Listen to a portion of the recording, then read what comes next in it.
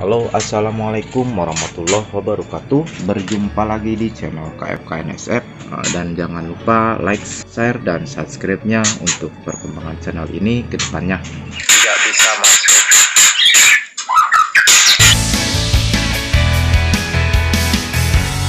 Syarat ketentuan ternak murai batu adalah supaya produksi lancar, produksinya tidak macet-macet. Itu salah satunya. Kita langsung saja kita bahas ke soal produksi. Yang pertama, kita harus tahu karakter burung maunya seperti apa, dan titik lemahnya, kelebihannya kita harus tahu. Misalkan dikasih ini lemak atau tidak, dikasih ini gampang lemak atau tidak, atau sebaliknya pun. Tapi di sini kita pelajari mau burungnya seperti apa, kita yang menentukan. Bukan tidak boleh sharing-sharing atau kita nanya ke orang lain atau ke peternak yang lebih jago pun, atau tapi yang menentukan itu bukan orang lain, yaitu kita diri sendiri. Saya bukan merendahkan, maaf, tapi di sini yang menentukan burung kita produksi atau tidak, yaitu kita sendiri, peternak sendiri, atau peternak yang punyanya lah gitu. Kita sendiri yang menentukan. Alhamdulillah punya saya di sini produksinya lancar dengan maksimal. Yang keduanya, kalau kita sudah paham burungnya maunya, kelemahannya, kelebihannya, pakannya dikasih ini, misalkan agak ngelemak, kita bisa pakai ganti yang lain, atau kelemahan, pokoknya kita tahu kurangnya, lebihnya itu burung itu biasanya tiap kandang itu berbeda, tapi ada yang mirip, ada yang tidak gitu kan. Tapi yang menentukan itu kita sendiri, tidak boleh disamakan sama ternakan atau punya orang lain. Kita langsung produksi aja, karena punya saya sendiri ini tanpa sepi karena betinanya sudah pada angkrem.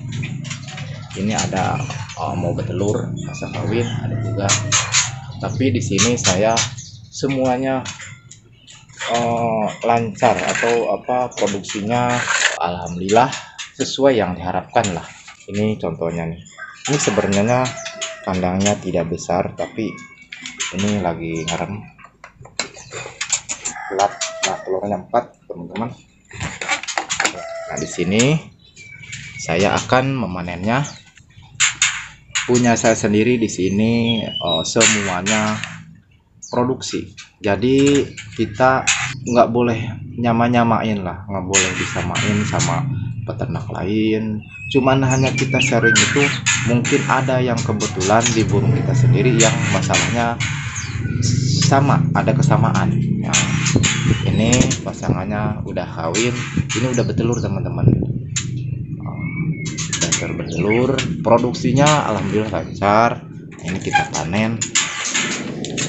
Bismillahirrahmanirrahim. Ngamuk. Nah, di sini anaknya berapanya, tapi saya feeling ini ada 2 atau 3 ekor.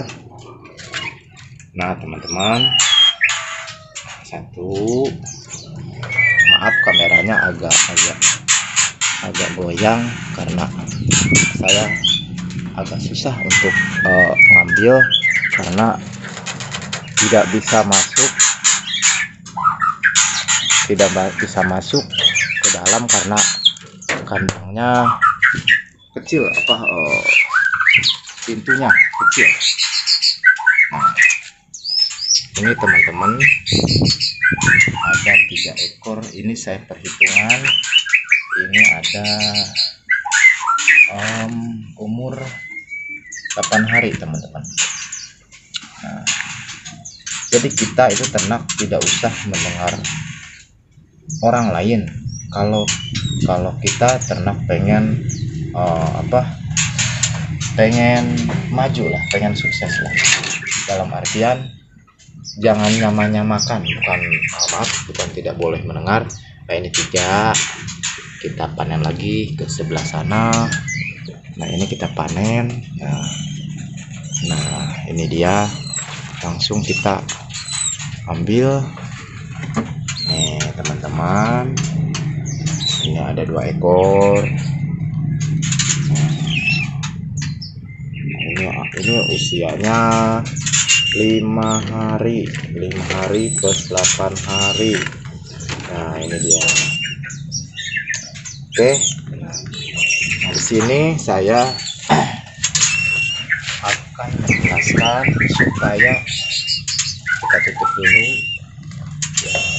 Banyak angin teman-teman, kita tutup dulu biar aman. Saya di sini kurang lebih ada 10 kandang sekarang. Yang 10-nya 9 yang dipakai, 10-nya untuk menampung trotolan betina. Jadi yang dipakai hanya 9 kandang. Di sini teman-teman, ternak itu sebenarnya tidak mudah dan saya bilang tidak susah. Kenapa bilang begitu? Karena sebenarnya tidak usah ribet, atau orang kan bilang oh pusing lah, inilah itulah inilah, kadang dikasih ini bukan tidak boleh, tapi maksud saya bisa dimengerti atau dipahami. Jadinya nggak, ternak itu menurut saya nggak ribet. Saya pakai jangkrik, terus pakai fur sebagai campurannya, karena saya tidak bawa jangkrik. Ada campuran pakai fur, karena menurut saya kalau pakai jangkrik agak boros. Dan ini pakannya oke, tidak kelihatan. Nah ini teman-teman, ini saya hanya pakai fur, ini pakai fur dan tidak memakai campuran. Di sini saya menggunakan jangkrik sama fur karena menurut saya lebih hemat dan produksinya lancar.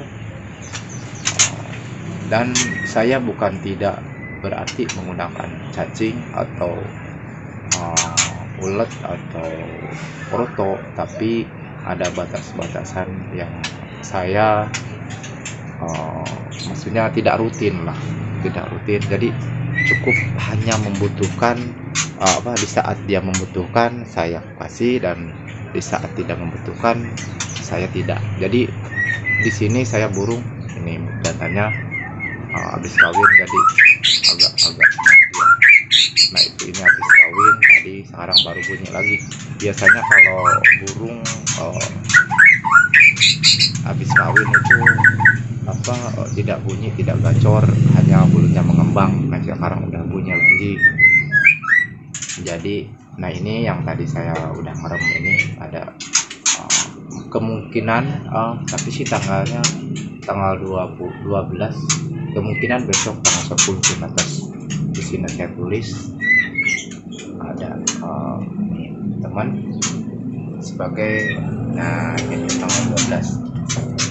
Jadi tidak lupa nantinya pas nantinya kita batasi 12 hari. Kalau saya di sini nggak pernah batasi untuk 14 hari, 12 hari udah jatuh temponya, lebihin 13, 14 baru kita ambil kalau emang jong. Tapi saya di sini 7 hari 8 hari itu udah dicekin sama telurnya, jadi nggak nyampe 10 hari atau 11 12 hari. Dan selanjutnya saya ubah menjadi bukan ubah ya, saya cek dulu. Jadi nantinya kita bisa ngontrol, jadi tidak ngabisin waktu lah. Maksudnya kita kalau tidak dicek sampai 14 hari karena 15 hari akhirnya buang-buang waktu burung, buang-buang modal kita juga kan. Mendingan kita saya cek dulu baru putuskan jong atau tidaknya. Kita jong ya ambil, ya kalau isi kita lanjut. Nah teman-teman, jadi di sini supaya produksinya lancar, pertama kita telaah burung kita sepasang atau 2 pasang 3 pasang, satu kandang ke kandang 2, dan selanjutnya maunya seperti apa. Jadi kita tidak bingung, jangan disamakan kandang ini ini kandang ini, kandang ini. Jadi tidak boleh disamakan, karena sebenarnya di sini faktor ternak itu yang jadi masalah kendala itu adalah lemak. Itu menurut saya itu paling pokok pertama. Burung produksi lancar, kedua, ketiga, keempatnya lemak, jadi nggak tidak produksi. Kelimanya nelor satu misalkan, atau tiga satu, itu karena lemak. Menurut saya itu paling faktor pertama. Tapi kalau tidak lemak, insya Allah burung itu produksinya lancar. Yang penting jantan dan betinanya kita cukup asupan nutrisi gizinya, tapi jangan sampai ngelemak atau kelebihan lemak. Kalau ngelemak sedikit itu tidak masalah menurut saya, karena burung itu kalau ngelemaknya parah, saya bukannya tidak betul atau tidak produksi, biasanya punya sendiri. Kalau biasanya punya saya sendiri dulu sebelum ngerti atau belajar, karena saya di sini makanya bicara membagikan ilmu ke teman-teman, karena pengalaman sebelum saya bisa, bukan berarti saya di sini sekarang lebih tapi sama belajar, tapi pengalaman saya, jadi saya bisa bercerita kepada teman-teman bahwa kalau udah lemak burung tidak produksinya dengan baik. Bukan kemungkinan juga tidak netes bertelur, tapi kemungkinan juga tidak keluar telurnya, atau tidak jadi telur bersarang tapi tidak mau bertelur gitu, tidak ada telurnya gitu. Teman-teman itu paham langkah kita yang harus tentukan, yaitu ternakan kita adalah kita harus tahu karakter burung masing-masing, yang diperluin apa, yang ini ribet misalkan kandang satu, yang kedua pakai ini, yang ketiga sama misalkan misalnya jangkrik aja, yang keempat harus dia pakai tambahan atau vitamin. Kadang